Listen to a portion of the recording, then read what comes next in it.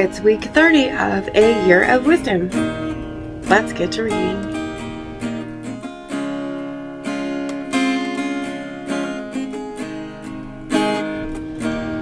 Day 209. Job 38. Then the Lord answered Job out of the whirlwind. Who is this that darkens counsel with words without knowledge? Get ready for a difficult task like a man. I will question you and you will inform me. Where were you when I laid the foundation of the earth? Tell me if you possess understanding. Who set its measurements, if you know, or who stretched a measuring line across it? On what were its bases set, or who laid its cornerstone?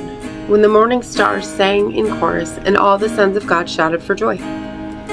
Who shut up the sea with doors when it burst forth coming out of the womb, when I made the storm clouds its garment, and thick darkness its swaddling band, when I prescribed its limits and set in place its bolts and doors, when I said, to here you may come and no farther. Here your proud waves will be confined.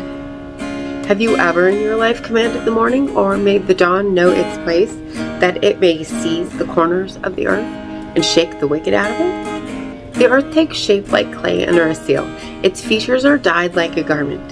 Then from the wicked the light is withheld, and the arm raised in violence is broken. Have you gone to the springs that fill the sea, or walked about in the recesses of the deep?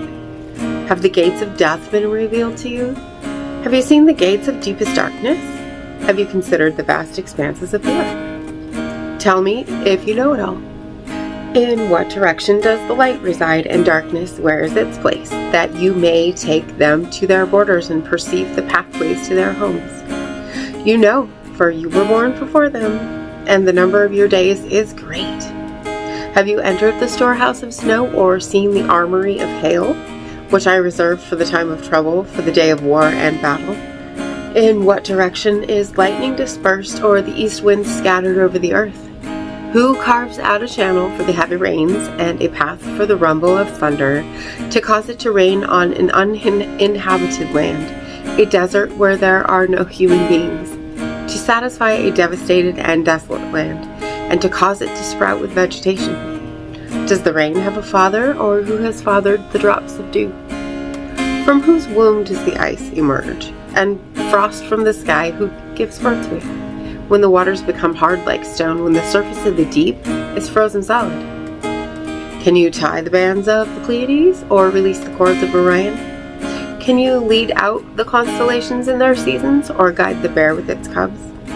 Do you know the laws of the heavens, or can you set up their rule over the earth?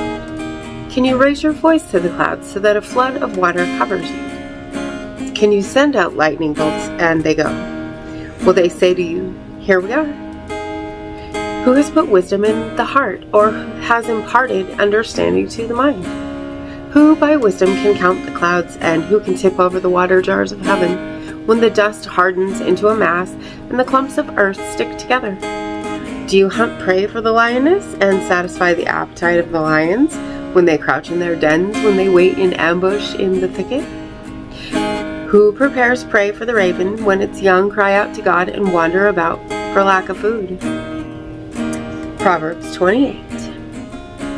The wicked person flees when there is no one pursuing, but the righteous person is as confident as a lion. When a country is rebellious, it has many princes, but by someone who is discerning and knowledgeable, order is maintained. A poor person who oppresses the weak is like driving rain without food. Those who forsake the law praise the wicked, but those who keep the law contend with them. Evil people do not understand justice, but those who seek the Lord understand it all. A poor person who walks in his integrity is better than one who is perverse in his ways, even though he's rich. The one who keeps the law is a discerning child, but a companion of gluttons brings shame to his parents. The one who increases his wealth by increasing interest gathers it for someone who is gracious to the needy. The one who turns away his ear from hearing the law, even his prayer is an abomination.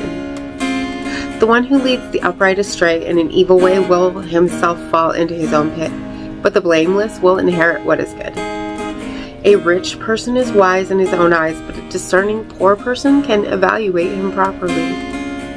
When the righteous rejoice, great is the glory, but when the wicked rise to power, people are sought out. The one who covers his transgressions will not prosper, but whoever confesses them and forsakes them will find mercy. Blessed is the one who is always cautious, but whoever hardens his heart will fall into evil. Like a roaring lion or a roving bear, so is a wicked ruler over poor people. The prince who is a great oppressor lacks wisdom, but the one who hates unjust gain will prolong his days. The one who is tormented by the murder of another will flee to the pit. Let no one support him.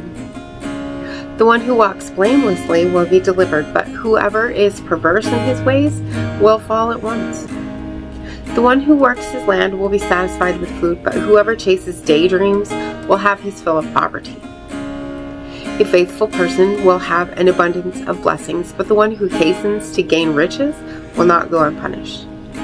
To show partiality is terrible, for a person will transgress over the smallest piece of bread. The stingy person hastens after riches and does not know that poverty will overtake him. The one who reproves another will in the end find more favor than the one who flatters with the tongue. The one who robs his father and mother and says, "There's no transgression," is a companion to the one who destroys. The greedy person stirs up dissension, but the one who trusts in the Lord will prosper. The one who trusts in his own heart is a fool, but the one who walks in wisdom will escape. The one who gives to the poor will not lack, but whoever shuts his eyes to them will receive many curses. When the wicked gain control, people hide themselves, but when they perish, the righteous increase. And as always, thank you so much for being here today. If you haven't already, hit that subscribe right there and click the bell so you can get notifications and know that we have a new video up. And if you wouldn't mind, hit that like button for me. And I will see you tomorrow. Maranatha. I'm standing at the crossroads. I'm lost without a clue. I need a big pink neon sign to show me what to do. I thank you, Lord. It glorifies you when you're the only answer. I praise you, Lord, for holding what's too much for me. And I'm amazed by you, Lord, because nothing's too big and nothing's too small to lay at your feet.